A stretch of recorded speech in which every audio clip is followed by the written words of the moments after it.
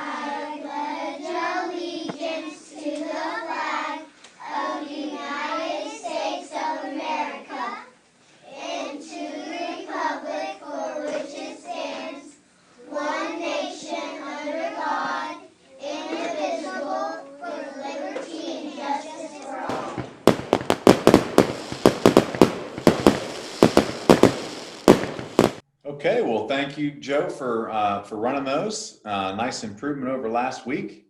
And if we should have Lori on, just make sure you unmute your mic. And if we could welcome Lori Vidal for our invocation today. Well, but isn't that inspirational? It's one of the inspirational things from this pandemic is these putting together voices from various locations. It's been a blessing. Let's pray together. We find ourselves going through changes in our lives. We certainly had not anticipated a relatively brief time ago. Now we are just not certain what life is going to look like or feel like when we can open up our lives and not have to wait in line to get into Publix. Grant us grace, mercy, wisdom. Grant us humility as we use our current coronavirus to help us isolate on the healthy and helpful changes we will have to make as we anticipate the possibility of a new normal. Good things are happening. We are learning new tools for communicating with family and friends and coworkers in the marketplace. At various levels, it seems we're going to have to change in order to remain the same. And we continue to pray for those in the medical professions as they fight the fight on a daily basis, and for those providing essentials for us at greater risk to their health than those of us who can more easily maintain social distance. And I thank you for the confidence we can have knowing that you are still in control. And we pray in your name.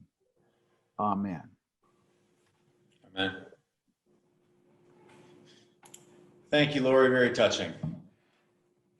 And we will move on to any visiting Rotarians. I don't know if anyone's put it in the chat, but if you put it on there and like to introduce yourself, that would be great. Visiting Rotarians or visitors today, if you'd like to introduce yourself.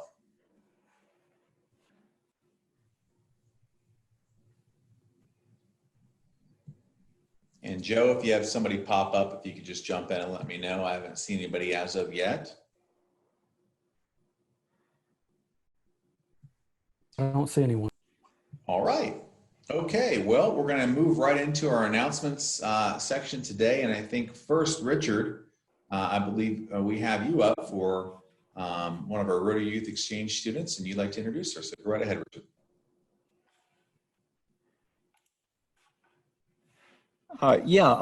Thanks, Jason. So I think all of you know about our Rotary Youth Exchange program. Carol Ziegel has done a terrific job of coordinating and organizing that program for our club.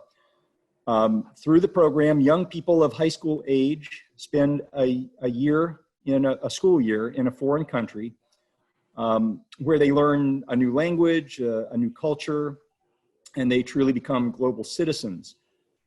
So put yourself in the shoes for a moment of one of these young people. If you were in a foreign country in the exchange program when the COVID-19 pandemic hit the world, how would that feel?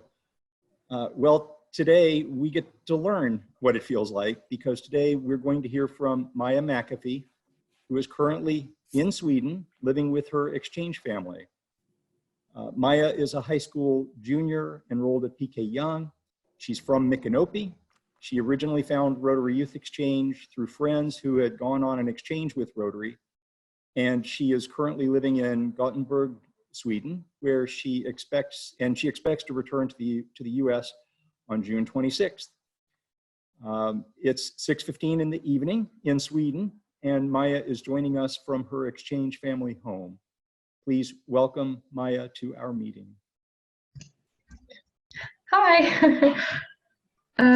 I guess I'll just start my presentation. I prepared a slideshow for you guys with some photos, so I'll get that up. Okay, can you guys see it? Okay, good.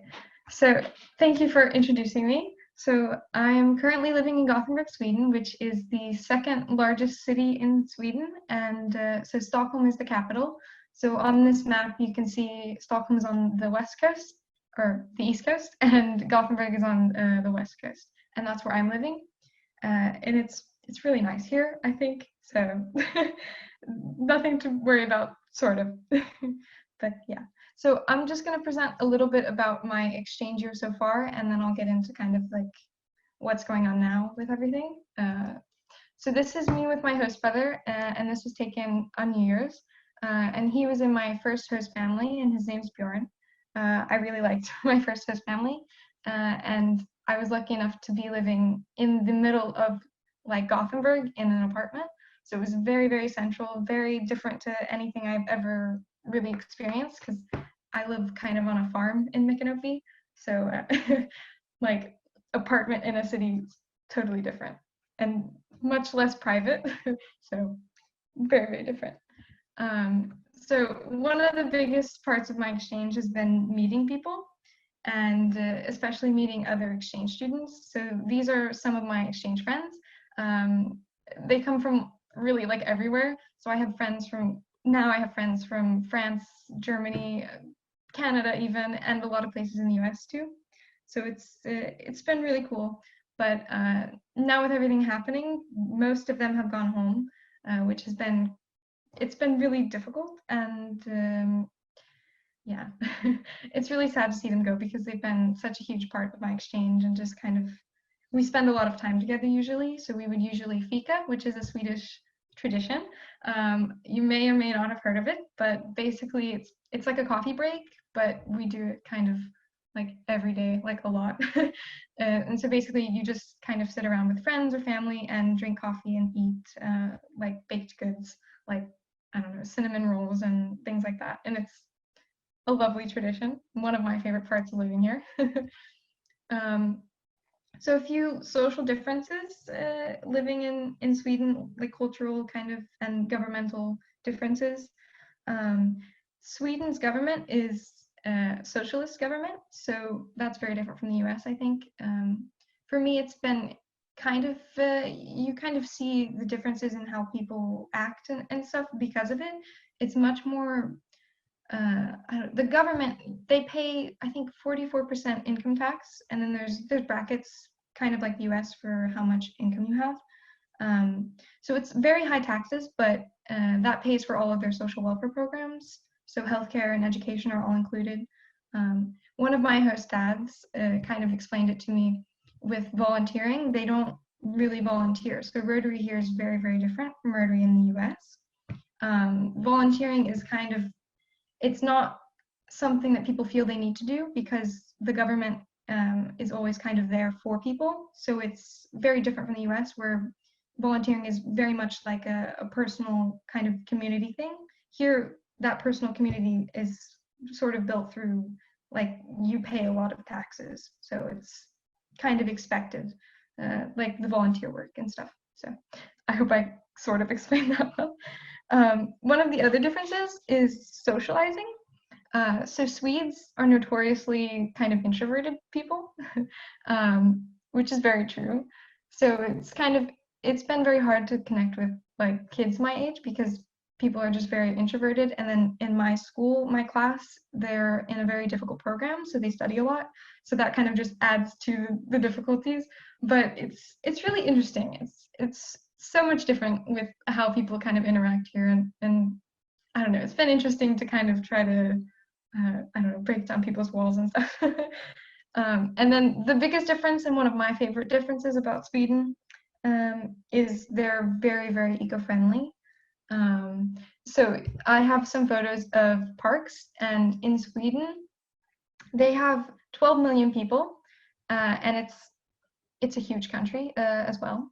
So like, I think, I'm not sure how large, but it's a very large country and very small population. So they have a lot of forest land and parkland.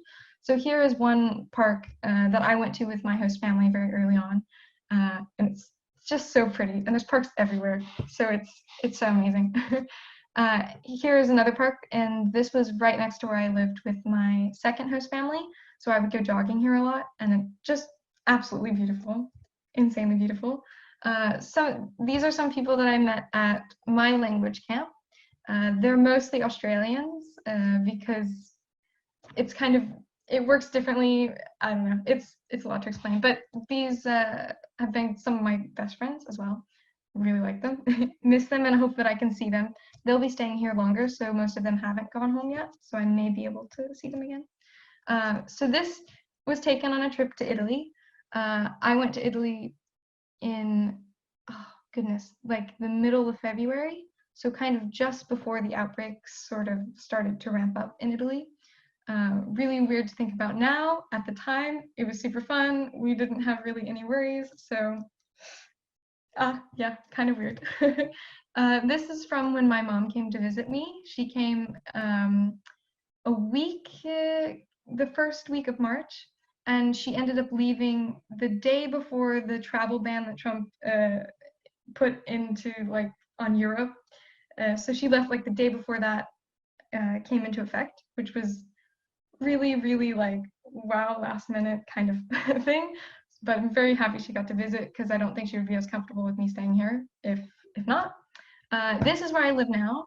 We have a really, really pretty view of the harbor, and I'm right next to the sea, which is great because now that it's getting warmer, I can go and just swim, and it's really, really nice, really beautiful as well. So now a little bit about COVID here. So Sweden at the moment, they have over 15,000 cases of infections and over 100 or over 1,700 deaths from COVID-19. In my region of Sweden, most of the cases have been in the Stockholm region, which is on the East Coast. And here there's only been about like 1,000, a little bit over that. So it's not, I mean, it's pretty big, but it's not, it's kind of hard to tell. So one of the big things in Sweden is the death rate to infection rate is a lot higher here. And that's kind of, they've been criticized a lot compared to like Norway and Denmark, but we don't have any lockdowns, and I'll start with, so people don't get tested here, so unless you're in the risk group, and now they've allowed for medical workers and people in those fields to get tests as well, but if you're a regular person, you can't just get a COVID-19 test. So that's why the death to infection rate is skewed here. One of my friends from Australia, we think he had it because he had a lot of the symptoms. So we haven't been able to see him for a while, but that's kind of that. And so living here right now, we don't have any lockdowns. My school personally is closed. So this is my school in Gothenburg. We have closed and we're doing learning online, but people younger than me, so high schools and universities are closed, but like elementary schools and middle schools are still open. So that's very different from the US. I know everything is closed, but yeah, so it's kind of weird because my host siblings have gone to school still. This is me with some of my friends, so we can still go out and socialize. We have chosen to, we usually meet maybe like once every other week, and we do like a picnic or lunch or something like that in a park because it's super open and it's really nice weather now. And for us, it's really good to be able to see each other. I'm sure I feel really lucky that I'm still allowed to do that because I know it can be really, really difficult to just stay inside. As we do to some extent. So activities that we're doing here, most people are social distancing. So like I went to lunch with a friend and we got takeout and the restaurant was totally empty. So the restaurants are open, but most people don't eat at restaurants. And most of the shopping centers there are people, but they're much less, very, very little. Yeah. So there's no strict lockdown, but people are choosing to social distance. And so personally, what I've been doing a lot is jogging because it's really beautiful to jog around here. I've also been going to the climbing gym, which is kind of a little bit iffy for me, but it's a really small gym, so there's not very many people, so I feel kind of okay about going there. It's just taking public transportation makes me really uncomfortable, so I try not to do that very much. But yeah, so this was my Easter during COVID. We did travel, but we traveled an hour north to my host family's house, and we brought all of our food with us so that we wouldn't have to leave, and they were kind of in the woods. So this was our Easter lunch, and it's lots of fish because Swedes love fish. And it was really beautiful. So thank you all very much. Thank you so much for sponsoring me to be able to come here. It's been such an amazing experience, and it wouldn't be possible without you guys. So my heart, thank you so much. And if you have any questions, please feel free to ask me. I didn't say kind of half of the stuff that I would like to, but so just ask away if there's anything that you are confused on or anything like that. Thank you. Excellent. Well, thank you so much for an informative update, Maya. And that was a great presentation. Richard, did you have anything you wanted to add before we move forward? And if there's any questions? Nothing from my side except just to echo your thanks and all of our thanks. I saw in the chat room that there were some big thank yous out there to you, Maya, and to Carol for work and bringing this program to us. So thank you. Thank you for being part of this. Excellent. And for our committee that helps put those together, that is probably or is the most challenging committee in our club by far. It takes hours and hours and hours of commitment to make those experiences what they are. And it's really nice to get the feedback and see what's going on out there. So thank you. All right, and we're going to move forward. Looks like we have an exciting craft talk today. I think President Chad may have a trophy that he's set aside. We'll deliver that through the U.S. mail. But I'd like to welcome a fellow Rotarian, Eric Jewell, and his craft talk today. So Eric, if you can unmute and take it away. Okay, can you hear me? Yep, you sound great. Okay, can you hear me? I can. Excellent, excellent. Thank you. That, by the way, that was a great presentation, Maya. So that was really good. I'm sure I'm not going to come anywhere close to that. But anyway, thank you, Deborah. I want to say for your relentless pursuit to get the craft talk going. And I certainly am not clever enough to have all of the pictures and all of that, so, but at any rate, I'll do my best. I want to just share a little bit with our fellow Rotarians, and, thank you for, honestly giving me the opportunity, because this is really kind of interesting because, everybody comes from different places. I can just give you a little bit of background on me early in my life. I was born in Philadelphia, lived there for, a good bit of my life until, my folks got divorced. And each one of my parents were from the Atlanta area, actually Decatur.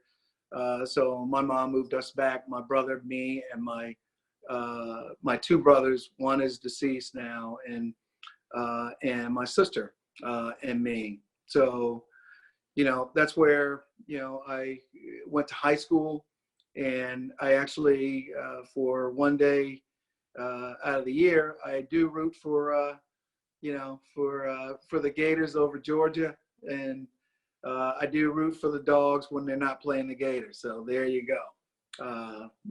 Educationally, I went to Santa Fe for a couple of years, and actually, let me go back a little bit afterward, because, after I graduated high school, I went to the military, and I actually, served 3.5 years in the military. Actually met my wife in Nuremberg, Germany. My wife actually taught race relations. She had already gone to college and graduated from Florida State. Don't hate me for that. Got a couple degrees from Florida State. So, and, we have had a wonderful marriage of almost 42 years, I can tell you. I'm very blessed to have been married to the same woman and have two wonderful kids. Both of our kids, you probably see my PK Young. My kids went to school there, and we just sort of lived vicariously through them, honestly. So, and then I want to go back to, I know I'm all over the place, but when I was at Santa Fe, I actually sold rainbow vacuum cleaners for about 1.5 years. And it was just so happened that I was actually on a referral call. The young lady actually gave me a referral, and, I was pitching my heart out, showed up with 4 boxes. By the way, this vacuum cleaner cost about $1,250. And this was back in the 80s. Okay, that's a lot of money still yet today. But she said that, Eric, I'm not interested in buying, a vacuum cleaner, but I can tell you, I think I got a job that I think you could do. And she says, gosh, you know what? I said, well, her name was Star Bradbury. I don't know if you guys know her, but at any rate, she gave me the number for the radio station, and it was KISS 105. And I actually called up, got the appointment, and 2 days later, after a couple of appointments with the manager and then the general manager, I got hired. And that was back in the late 80s. And I started out as a young rep, and, you know, really sort of worked my way through the ranks. And actually 3.5 years later, I got promoted to, you know, local sales manager. And then a couple of years later after that, I actually left the radio station and became a general manager of Magic 101.3. And about 12 years after that, you know, I think I got a little bit of an itch. So I left and went to, Huntsville, Alabama. I was there for 3 years, and I'll make this really quick because I know my time is up. But then I left there and went to Memphis for 3.5 years, and Kansas City after that for another 2 years plus. And now I've made full circle to come back to Gainesville to be market manager for the place that I actually started my career, you know, KISS 105. And I'll just tell you, I think that the radio station has and plays a critical role in the community, and we're doing all we can. We're living through some really trying times right now, and we're trying to do all we can to get the message out for and helping local businesses. And in summary, you know, people that know me, you know, I love to play golf, and this is really tough for me because I haven't been able to get out much, but 1 or 2 times since we've gone through this. But just to summarize, I was in Rotary, you know, before I left Gainesville. Absolutely love what Rotary stands for, what they do for the community, you know, the organizations and all the different things that comes with being a Rotarian. And I can tell you, at the Wild Game Feast, I had a really good time playing out my fantasy of actually being a bartender. So, and that was really, really cool. So, and I know, you know, that I've gone over my time, but thank you for allowing me to, you know, to give my little craft talk. And I'm sorry I don't have all the wonderful pictures and all the graphs and all of that, but, you know, that's pretty much what I got. And thank you so much. Eric, thank you for your craft talk today. And we are very happy to have you as a Rotarian with us, and one of the Rotarians around the world. So there you go, 1.2 million strong. Chad, President Chad will find a way to get you our 4-way test plaque, and I can assist with that as well. So we'll get that to you. We'll get it disinfected and on the way. All right, so with that, I'd like to go ahead and turn our meeting over to President Chad with some updates and comments. Take it away, Chad. All right, well, I only have one comment before we get to the speaker, and that comment is that our district, District 6970, has come into possession of 200 face shields. We'd like to distribute them to first responders, healthcare facilities, assisted living facilities, and that sort of thing, anyone that has a real need. So if you know of a need and you want to send your info to me or Jason, that'd be great, and we can get those out to the folks that need them. With that, I would like to ask Richard to introduce today's speaker. Yeah, thanks, Chad. Our speaker today is fellow Rotarian Michelle Farkas. Michelle has been a member of our Rotary Club since April of 2007. She's originally from Grand Rapids, Michigan, but her family somehow got sane and decided to relocate to Newport Richey in 1983. And she completed her undergraduate studies and her law degree at the University of Florida. She's been in private practice here since 2006, and she practices primarily in elder law. Elder law, of course, includes a number of things such as wills, trusts, advance directives, probate. And when the pandemic hit, it quickly became obvious to her that there was going to be a need for these and other legal documents even during a pandemic. But most of these documents require a signature being notarized or witnesses by one or more people. And how do you accomplish that when face-to-face contact isn't even an option? Michelle had some background in this and quickly researched other options And thankfully, there are a number of options in place now for people who need these services, enabling documents to be electronically witnessed and notarized from home or a secure office environment that follows health and safety guidelines. Michelle's going to tell us about those options today. In something of a more direct family impact of the pandemic, Michelle's husband, Nick, is a registered nurse who's working in the emergency room at North Florida Regional Medical Center. So thank you to Nick for that. And please join me in digitally welcoming Michelle to the Zoom podium. Thank you, Michelle. Thank you, Richard. Let me see if I can get this to, there we go. Thank you very much, Richard, for the introduction. I also want to thank Maya for the gorgeous photography and for sharing what's going on in other countries, and Eric for his craft talk. It was extremely interesting. We always like learning more about our fellow Rotarians. So thank you for having me today. I wanted to start by explaining why I wanted to talk about this topic. I would like this talk to be purely informational. I'm going to try to stay away from technical terms. I am going to try to stay away from mentioning individual companies or corporations, anything of that nature. Just this is intended to be an overview of what options are available now, what options are going to be available in the near future, and some of the pros and cons of the different options that are available. As an elder law practitioner, we do see a lot of people who, as you can understand, are very concerned right now with the need to have certain documents in place, but the inability to be physically present. And to some degree, there are in fact solutions for that.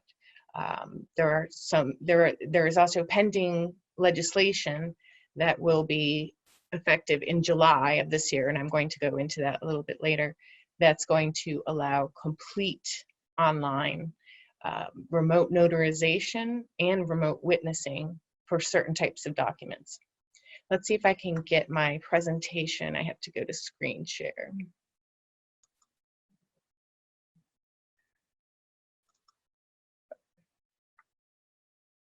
So with that, I will get started with the presentation.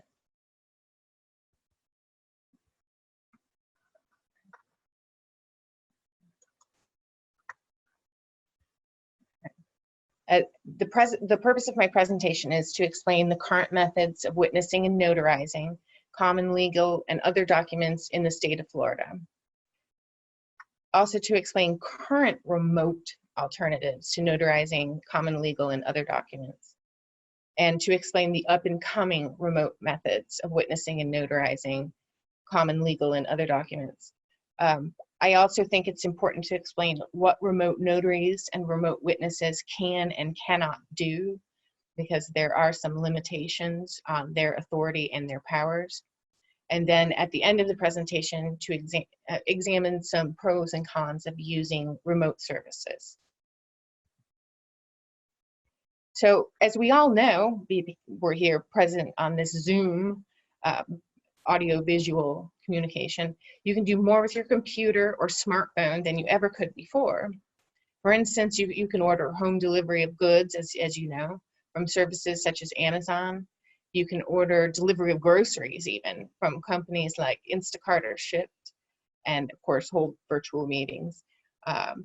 With the advent of this COVID-19, in-person contact is highly discouraged, and with good reason.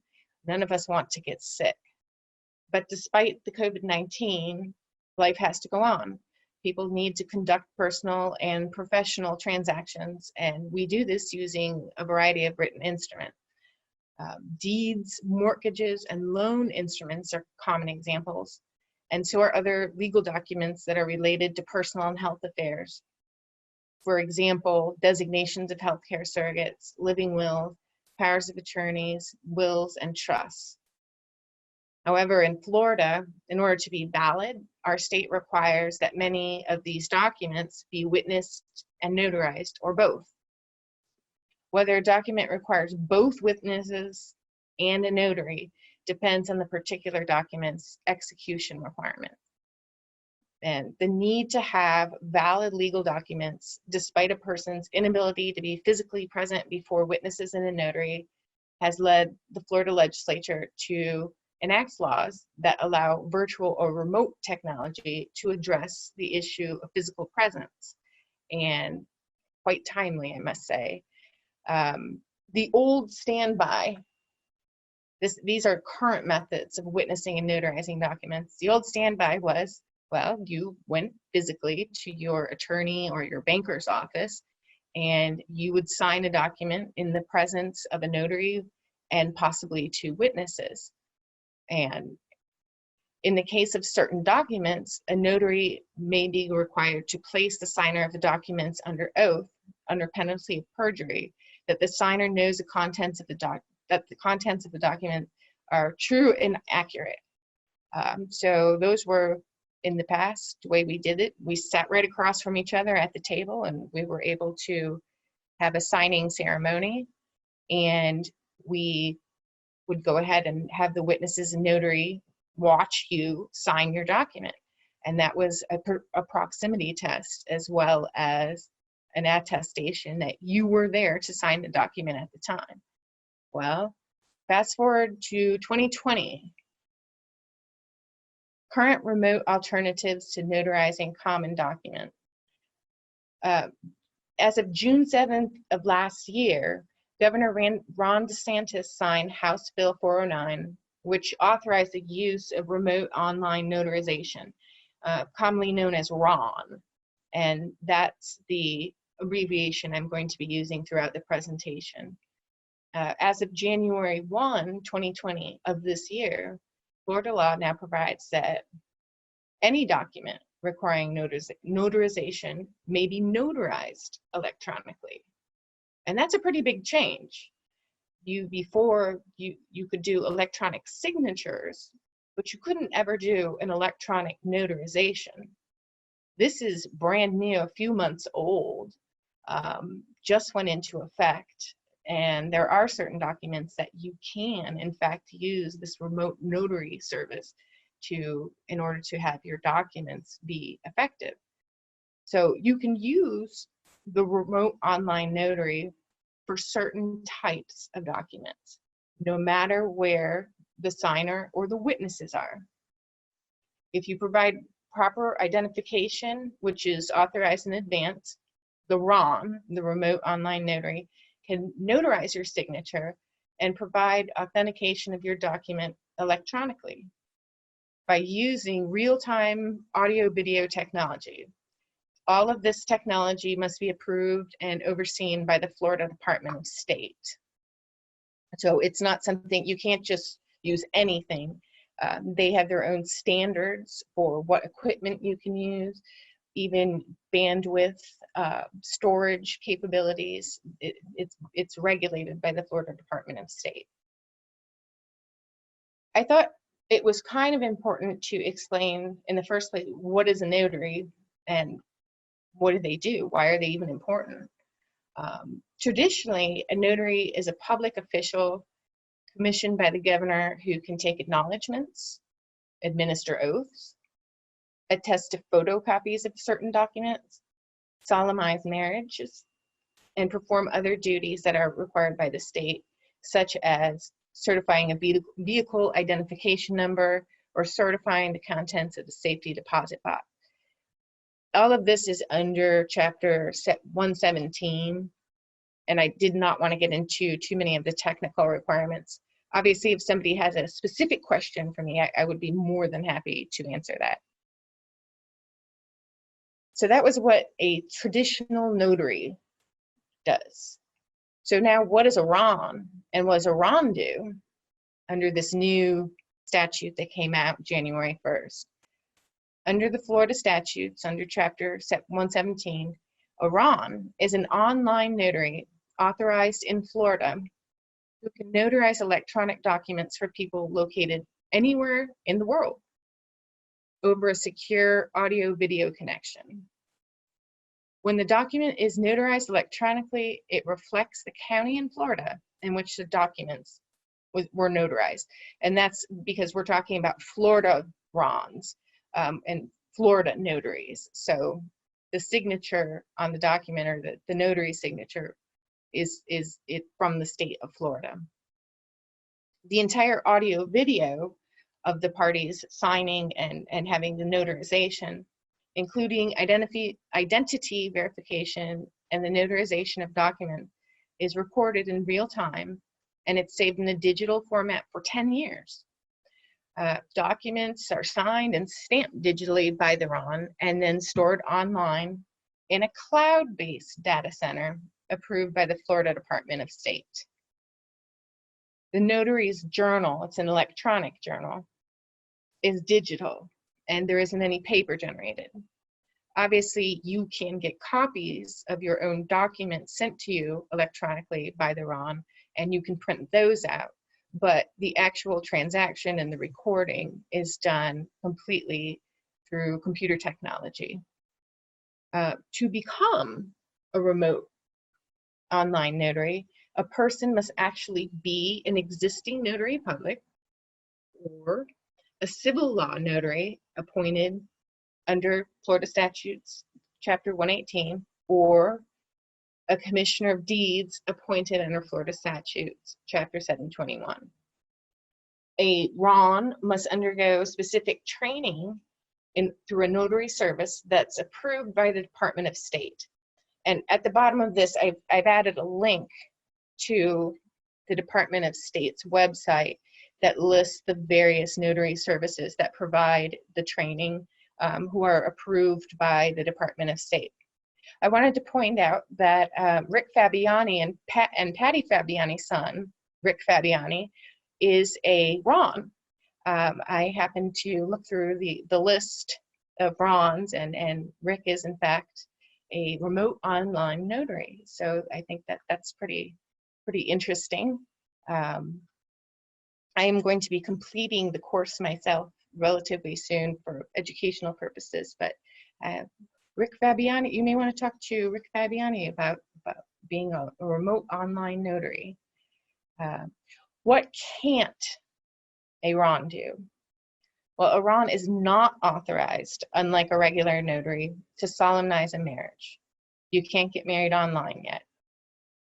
They also cannot charge more than $25 per remote online notary act. This is just the act of notarization. It doesn't include any additional services that might be in addition to the notary act. How does a RON signing ceremony work? This is an excerpt from an article that was put online by David Thun, who is one of the editors of the National Notary Association. The signer essentially contacts the notary or the RON service provider and requests a remote online notarization. The signer's document gets sent to the notary so it can be signed and notarized. Generally, the document is uploaded in an electronic format like a PDF to the online technology platform that's used to perform the notarization. And this is basically a third-party provider, once again, approved by the Florida Department of State. And there are several companies currently doing this. I didn't list them. They are available on the Department of State's website. The signer's identity is screened according to the requirements of the notary's commissioning state, in this case, Florida. And this will probably include answering some questions based on the signer's personal and credit history and verifying the signer's identification documents online. And this could include a credit analysis and a notary remotely viewing the signer's identification during the notarization or other methods set by statute. During the process of the remote online notarization, notary and signer communicate online using audio-visual technology, for example, webcam. Generally not at this time something like Zoom. It has to have a certain technological capability And all of those specifics are controlled by the Department of State. So you can't just log on to Facebook or Zoom and have this take place. You actually have to have the RON has to have the capability, the technological capability to support the remote online notarization. And the notary and the signer do not meet face to face. I see that some things are coming up insofar as questions are concerned. At the end, I will be glad to answer questions. I just want to get through this for you because this is a basic outline of what happens and what the options are. Number 5, once the signer's identity has been verified through a driver's license or another government issued ID, and all the other requirements for the notarization have been complete, the signer and the notary sign the document and the notary seal is attached. For electronic documents, this requires electronic signatures and an electronic version of the notary seal. An online notary has an electronic stamp that gives a unique date and time stamp on the document that can't be duplicated. The notary records are required, or any required information goes into the notary's electronic journal. They're required under statute to maintain an electronic journal of all transactions, dates, times, identity of the signer, as well as the electronic notary stamp. They have to retain a full-length video recording of the notarization session and all the audio associated with it in an unbroken time sequence. It can't be off and on or turned off. They can't leave the room, come back. It has to be continuing. And they store these for 10 years. And then the remotely notarized document is returned to the signer. Interestingly enough, I thought this was kind of an interesting fact. Out of 50 states currently attempting to use this technology, Florida is one of 16 states that are allowing online notarization. Documents that require a notary to be valid: deeds, mortgages, powers of attorney, if signed after October 1st, 2011, if intended to potentially convey real property, or the instrument contains what's known as special transactions. These are special types of powers that require the signer to initialize or sign next to separately from the document itself. And I'll explain a little bit more about this later on. The other documents that require a notary and witnesses to be valid in Florida, and testamentary documents that are documents that take effect after you pass away, if you wish to convey real property after death, or you need your documents to be self-proving. This is optional, and this is a particular sort of oath that a notary takes at the end of your will or your trust, in which he or she is swearing that he saw 2 witnesses as well as you, the signer, signing the document. It aids in allowing wills to be admitted to probate. I'll explain a little more about this later on. However, I wanted to talk a little bit about remote witnesses at this current time.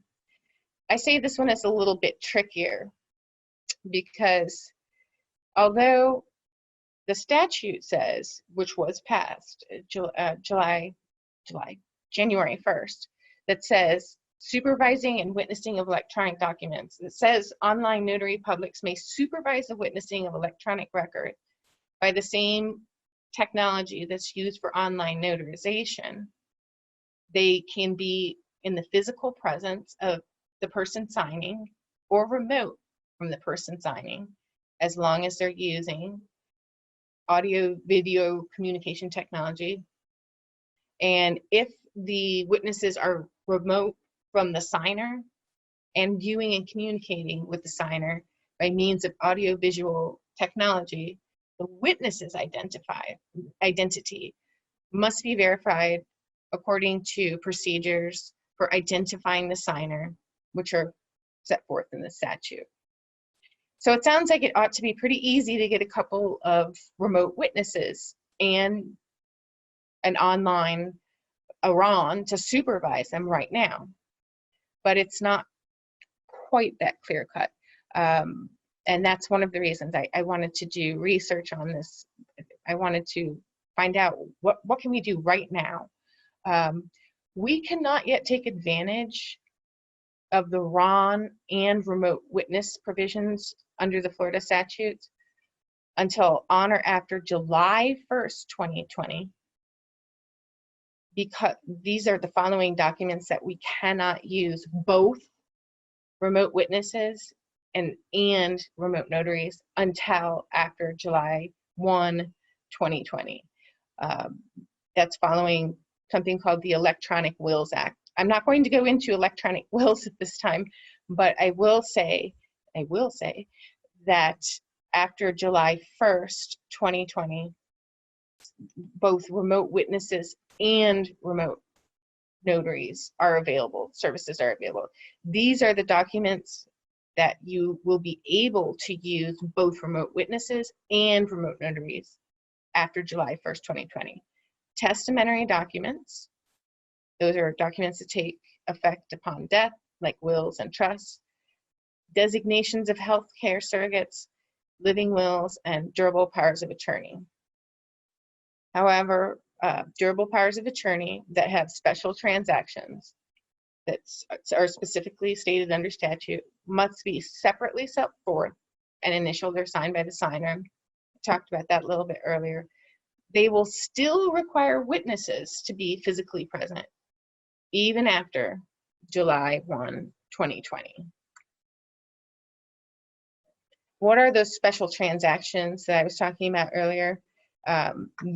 These are powers that will require the physical presence of 2 witnesses, even after July 1st, 2020. So although you may be able to have a remote notary notarize your durable power of attorney, if you have these special transactions, you will be required to have 2 witnesses physically present with you at the time you sign the documents.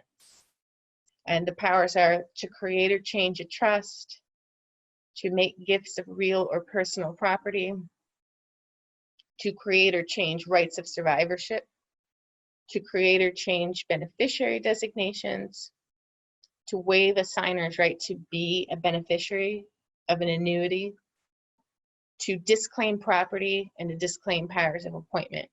I'm not going to go into the legal technical definitions of those. An attorney or a financial advisor could certainly give you a better idea of these. I would be glad to answer those questions at the end of the presentation if you would like as well. In addition, if a person is considered what's known as a vulnerable adult, witnesses must be physically present in order to electronically execute wills, trusts, designation of healthcare surrogates, and living will. If a person is considered a vulnerable adult, that person will not be able to take advantage of remote witness technology after July 1st, 2020. They will not be able to use remote witnesses at all if they are qualify as a vulnerable adult. So what is a vulnerable adult? The Florida statutes says, and this is a long run-on statute, lots of commas. Basically, if you're 18 years of age or older, your ability to perform daily living activities or care for yourself is impaired due to mental, emotional, sensory, long-term physical, developmental disability or dysfunction, or brain damage, or the infirmities of aging. That's a pretty broad spectrum of things. I think that for a lot of people, if there's any question whatsoever that you might not be 100% in charge of your ability to take care of yourself, or you question your ability to make decisions, or you have some other impairments, or you just don't feel safe, have live witnesses. If you choose to go through the remote witness and notarization, and it's later found out that you are in fact a vulnerable adult, your documents are invalid or can be, I mean, they're void.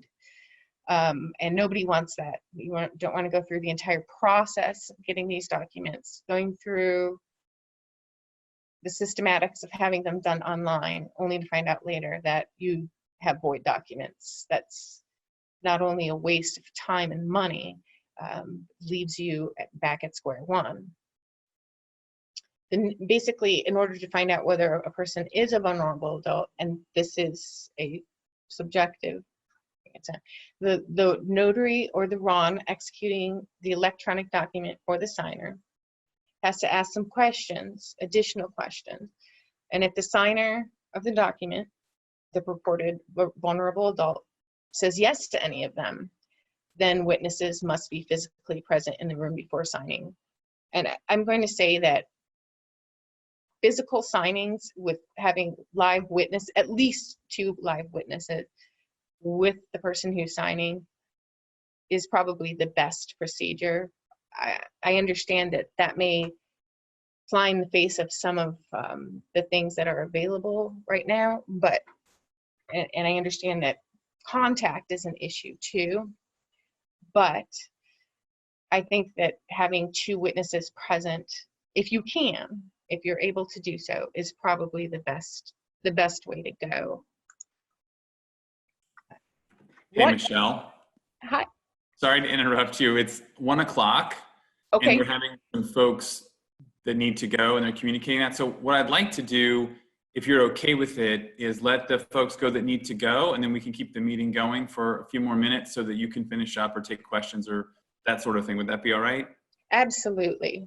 Okay. Richard, would you mind jumping in and telling us a bit about what to expect next week? Yeah, sure, Chad, and thank you, Michelle. We'll rejoin you in just a minute here and let you finish up, and then we'll get the questions in. But before anybody signs off that needs to run, I just wanted to let everybody know our speaker next week is going to be Fred Southwick, MD. He's a professor of medicine and former chief of infectious diseases at the University of Florida College of Medicine. He's also been associate editor of the Journal of Infectious Diseases and is author of the textbook Infectious Diseases, a Clinical Short Course. And he's going to give us his take on the information and what he considers some misinformation that's being shared about COVID-19 and the epidemic. So it should be an interesting topic for these interesting times. So please tune in next week. And with that, Michelle, I think we'll turn it back over to you. Okay, I'll try to speed things up a little bit. I didn't realize the time. So I just want to say, what can you sign right now using RON and remote witnesses before July 1st, 2020? Deeds, real estate closings, absolutely. Those are permitted and are in fact taking place online using remote notaries and witnesses. Many legal contracts, including mortgages and loans. You can also sign releases and waivers of personal protected health information under the Health Insurance Portability and Accountability Act of 1996, and that governs your protected healthcare information. These documents do not require witnesses or a notary. If you really want to get your will, trust, healthcare surrogate, durable power of attorney signed before July 1st, 2020, that is to say, you want to get them signed now without using the RON or the remote witnesses, you can sign certain documents that don't necessarily require a notary. These documents require witnesses only, unless otherwise stated. You can have a durable power of attorney. You can have 2 witnesses on that, not through RON or not remotely, but you can have 2 witnesses unless, and that will be valid, unless it's intended, the power of attorney is intended to convey real property. If so, and you want the power of attorney to convey real property, it has to be executed with the same formality as a deed, which does require 2 witnesses and a notary. You can sign designations of healthcare surrogates with just 2 witnesses. As long as one of the witnesses is not related to you by blood or marriage, you can have a valid healthcare surrogate with 2 witnesses. If you have to, use your neighbor, use somebody in your family. You can only use one. The other person has to not be related to you by blood or marriage. But you can do that. You can validly do that without a notary. You can sign living wills using 2 witnesses. You can sign revocable living trusts, once again, unless they're intended to convey real property, and these are testamentary documents. And if they are to convey real property, they need to conform and have 2 witnesses and a notary signed. These are and you can also sign with 2 witnesses wills that are not self-proved. That is, a sworn affidavit, a self-proving affidavit at the end of a will is an affidavit from a notary that says 2 witnesses attested that the witnesses saw you, the signer, execute the will. The self-proved will is intended to avoid the need to call those witnesses into court to testify that they observed you signing your will, and thus get it admitted to probate more easily. You will always need these witnesses at this time. If you are executing these documents before July 1st, you're going to need 2 physically present witnesses. So, but those witnesses don't have to be, they can be 6 feet or more from you. They can be in the room as long as they can hear and see you. That's very important. Most attorneys are still willing to help you with getting witnesses and potentially a notary for your document. But as I said, protocols for signing are a bit different these days, and the need for appropriate distancing between individuals and personal protective equipment comes into play. But if you want to get your document signed, you can. These documents require live witnesses no matter what. If a person is considered a vulnerable adult, and a durable power of attorney is being signed that contains special transactions. These 2 documents will always require live witnesses. Basically, this technology is extremely new, and so some of the pros and cons are not even known, and many of them are speculation. Many unknown but anticipated benefits, including convenience, reduced travel requirements. That sounds like it could be a great benefit to a lot of people. Safety and health concerns. This ongoing COVID pandemic is an extreme example of legitimate safety and health concern. Permanent electronic records of documents. Maintenance of the RON in a digital logbook of all notary acts for 10 years. Reduced paperwork. Records are prepared and stored electronically.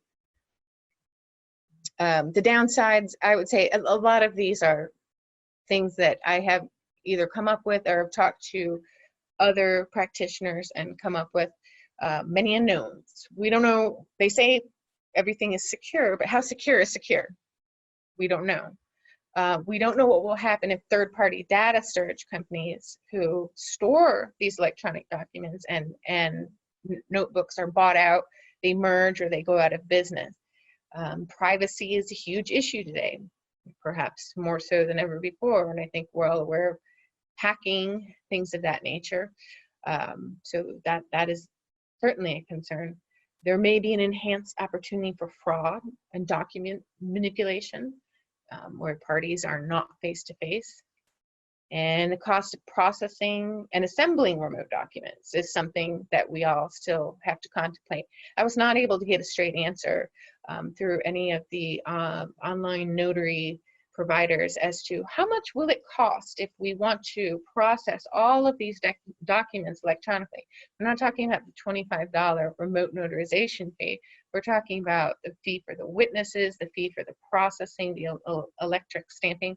So we don't really even know how much that's going to cost. I couldn't even give you a ballpark at this point. and of course, technology concerns. You have to have whatever the Department of State regulates. I mean, it's got to be quality. It's got to be more or less top of the line computers. You can't just do it on, like I said, Zoom or Facebook. So you have to be able to your computer or whatever you're using, your webcam has to be able to support the technology required by the Department of State. And there are a handful of companies right now that are performing these functions. I don't know if they're going to end up dominating the market, or there may be opportunity for other companies out there, smaller startups. Basically, I just want to say things have changed in a big way. This is an extremely new concept, having remote human notaries and witnesses through computer technology. There are multiple concerns about how these things will work out, but it is important to remember that we now have alternatives. And although they might be off to a slightly rocky start, they'll certainly be refined in the future. As with everything in the beginning, there are always some glitches and hiccups, but I foresee that will get better as time goes on. If anyone would like, I can send you a copy or send you a link to this. This is an example of a live remote notarization that's provided by the National Notary Association. It's approximately 7 minutes long. That's why I didn't play it earlier, and thank goodness, because I'd really be running over. So I can send you this link if you would like. It's pretty interesting. It gives you an idea of how these things work. I want to say there's still plenty of questions out there. Thank you very much for watching. Stay safe, wash your hands, and be well. I'd be happy to answer questions and comment, and would love your comments. So thank you.